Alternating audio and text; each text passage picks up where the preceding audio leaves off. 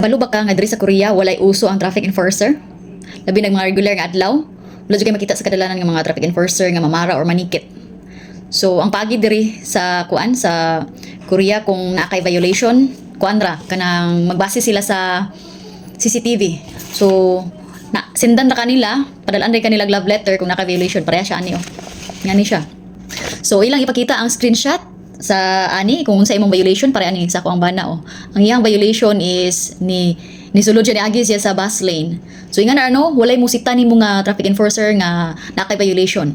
So matik dayon, tagsindan dayon kag screenshot og amount sa imong bayronon. So kani ang bayronon sa kong bana is 50,000.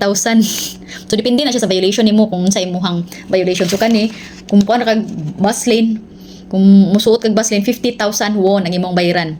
So dili pareha sa Pinas nga madara natog ato ang hilak-hilakan ng traffic enforcer din ha or tagaan natog pangkapi, pwede na ta bisag wala ta nag helmet nga na pwede ra ta mag-drive kay pwede ra man natumahanyo ang traffic enforcer di ba kasagaran.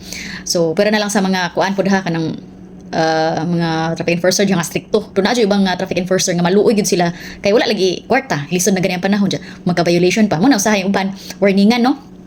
Pero diri sa Korea dili madaan ang ingana, dili nimo madag hanyo-hanyo mga haylo-haylo sa imong mga kuan, mga hilak-hilak nimo.